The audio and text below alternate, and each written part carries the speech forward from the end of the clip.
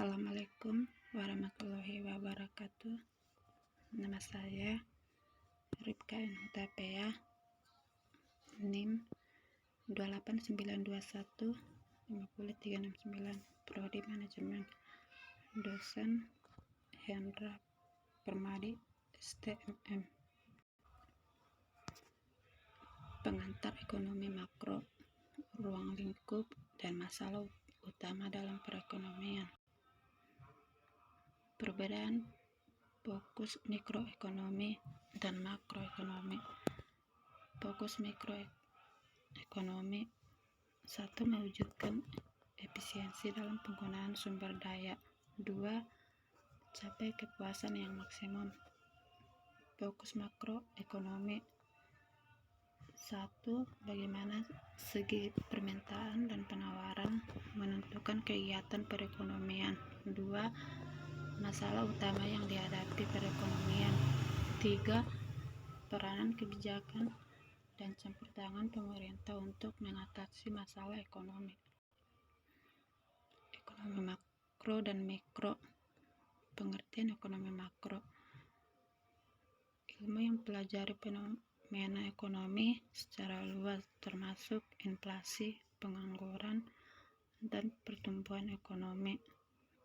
Pengertian ekonomi mikro: ilmu yang mempelajari bagaimana rumah tangga dan perusahaan membuat keputusan dan berinteraksi di pasar. 1. Masalah pertumbuhan ekonomi. Definisi: perkembangan kegiatan dalam perekonomian yang menyebabkan barang dan jasa diproduksi dalam masyarakat bertambah.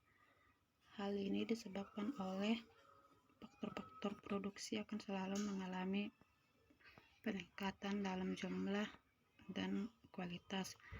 Investasi akan menambah jumlah barang modal.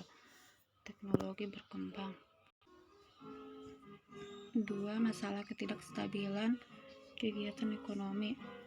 Perekonomian tidak selamanya stabil dan teratur. Ada masanya mengalami kenaikan dan penurunan. Pergerakan dalam jangka waktu yang panjang dinamakan konjungtur atau siklus ekonomi atau life business klasik. Siklus ekonomi menunjukkan ekspansi dan resesi sepanjang laju pertumbuhan pendapatan nasional potensial. 3. Masalah pengangguran. Pengangguran adalah suatu keadaan di mana seseorang yang tergolong dalam angkatan kerja yang ingin mendapatkan pekerjaan tetapi belum dapat memperolehnya. 4. Masalah inflasi.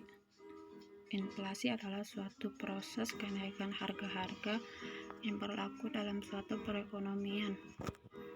Faktor penyebab inflasi ini adalah: 1. Tingkat pengeluaran agregat yang melebihi kemampuan perusahaan untuk menghasilkan barang dan jasa. 2. Pekerja di berbagai kegiatan ekonomi menuntut kenaikan upah. 3. Kenaikan harga barang yang diimpor. 4. Penawaran uang yang berlebihan tanpa diimbangi pertambahan produksi dan penawaran barang. 5.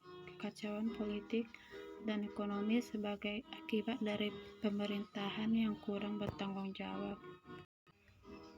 5. Masalah neraca pembayaran.